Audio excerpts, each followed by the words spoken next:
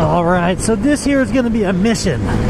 Time to leave San Bernardino, beat feet over to Chino Hills, and then back, as a buddy of mine lost his keys today, so I got to go snatch a set of keys from his wife and get back here to the shop so we can go home. So we're going to be hitting commute traffic at the worst possible time, and we're going to try to do this in a record time, getting from San Bernardino to Chino Hills and then back again to San Bernardino in the shortest amount of time possible. And now, this is going to require some lane splitting, some traversing through serious traffic, so it could make for some interesting times. Let's see what fate has for us out here on the freeway today.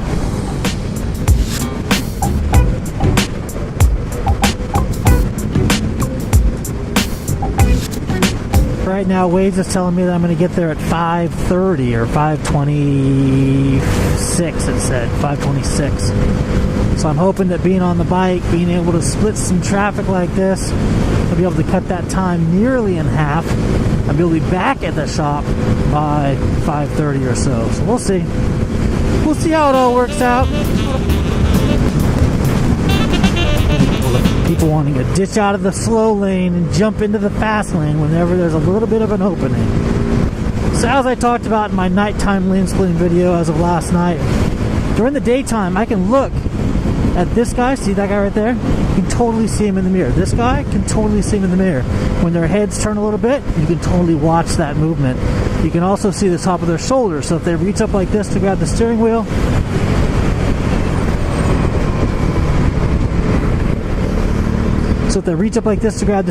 and we're to pull it this direction, you can definitely see that movement inside the mirrors. The other thing is, in a big SUV like this, you can look right through the back window and you can see them as well.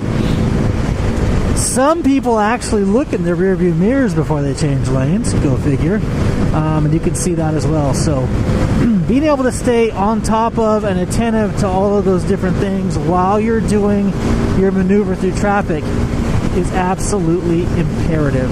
Imperative in the fact that you can mitigate risk or manage risk by being alert to all of those different forces. Now, when cars are side by side like these two right here, that is the safest time to travel between them, because you're obviously not going to turn into another car. Now, it's when you have traffic just like this. So this lane's moving a little bit faster than that one. This guy has two people in it. So for him just to go zit and swerve right over, that is probably the most common lane splitting issue that you run into, is when there's a gap like that and the other lane is moving slightly faster than the lane that the car is in. That is a telltale sign or something to be aware of, because the chances of them coming over are really, really high. The other thing you want to make sure that you do as a rider is to keep yourself most visible.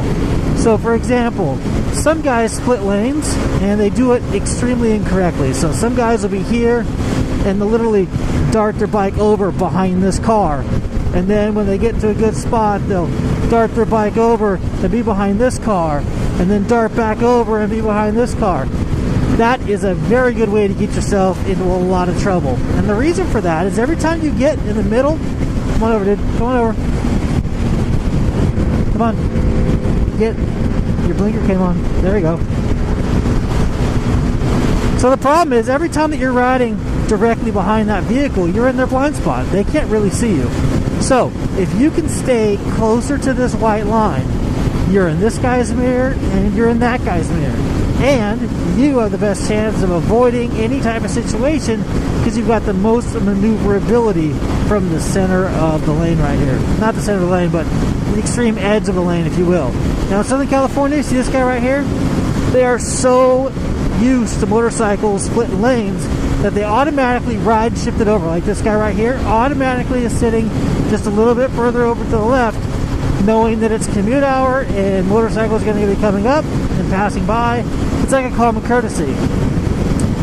Conversely, when I was living up north in the Bay Area, those guys want to hug the white line over here because they're pissed off that motorcycles want to slip past them. So they do everything they can to keep the motorcycle from passing, which just jacks things up for everybody else. The motorcycle gets frustrated. The car driver's frustrated because he thinks the motorcycle is doing something he shouldn't be doing. Thank you, sir. Appreciate it. Thank you, boss. Appreciate it. But down here in Southern California, I've definitely noticed, look at this guy, moving right over, he saw me in the mirror. They are really courteous. And I gotta say, out of all the places I've ever ridden a motorcycle, even as congested as the traffic is down here, splitting lanes on a motorcycle during commute traffic, these people are the nicest people that I've ever seen on a congested freeway. The 880 in Northern California, absolutely a nightmare. Those people are the biggest jerks as far as allowing motorcyclists to be able to split lanes. Conversely, in that same area, you go east just a little bit to the 680, and the people on that freeway are typically a lot nicer. Go figure. I don't know what the difference is, but there is definitely a big difference between 680 and 880 traffic if you're splitting lanes in the Bay Area of California. Like I said, down here in the Los Angeles area, people tend to accept motorcyclists lane splitting. It's just part of life. They accept it, they move over, they give you some room. It's pretty awesome. So it'll be interesting to watch this guy right here and see what his tactic is. See, again, look at him. Well, maybe he's moving over for me, but if he were to dart over like that, ooh, it's the X14. Nice, dude. That bike is 1,000 cc's larger than the one I'm riding. Isn't that crazy? 1,000 cc's bigger.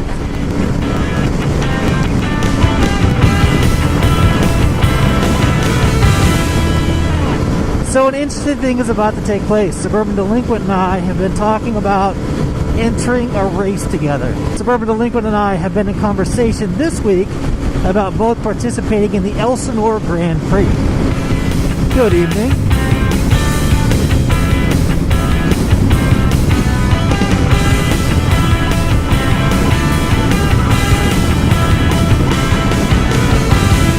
Come on over, dude. Thank you very much. For example, if I were to sacrifice my 450 start and just kick back and wait until you come up, and then we just jump out there and piggyback off each other, I think that'd be super fun.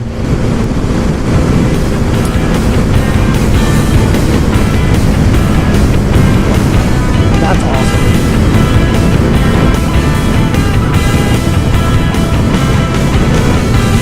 Yeah, no, it sounds really cool. I definitely want to be in on that.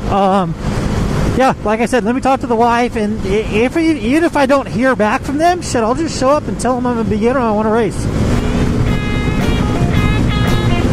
Yeah, okay, cool. Maybe I should do that.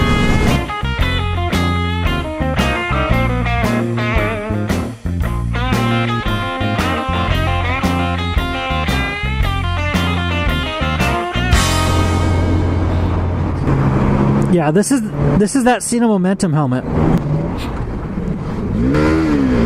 I know, and I don't understand. I think it's because where the mic is positioned, there's no boom on it. You can't reposition, you can't do anything. So it's basically stuck where it's stuck. Like I said, if you didn't already own a helmet and you didn't already own a Bluetooth, you were just getting into the market and you just want something to listen to music to, it has like concert quality sound inside of it. So you sound amazing. Oh, dude. It basically has, like Beats earphones that go over your whole ear. Those are built into the helmet. So you put this thing on, it's like putting earplugs on. It sounds really good, and the speaker itself is an actual speaker. It's not like a little helmet speaker. It's probably double the diameter of a regular helmet speaker and a little bit flatter. And then those ear cups kind of sit on the top of that flat speaker, and that's what the sound comes through. It's really cool. Sick. Yep.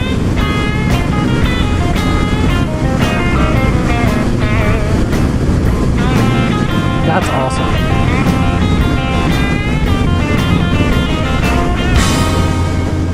Right.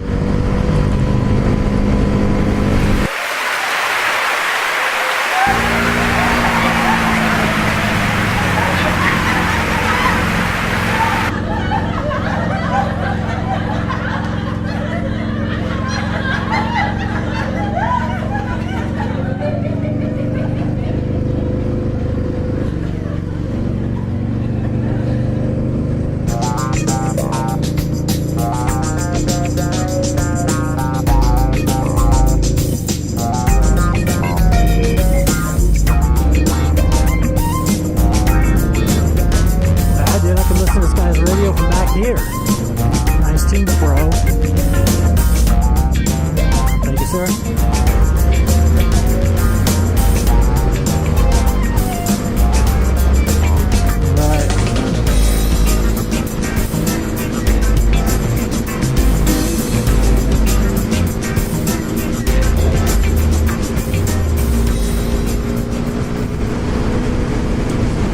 I don't know if we're still recording or not, but I'm making this round trip pretty quick. Been on the bike for 42 minutes now. What time is it?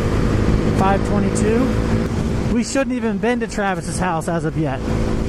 And we're now getting pretty close to jumping on the 10 to get over to San Bernardino.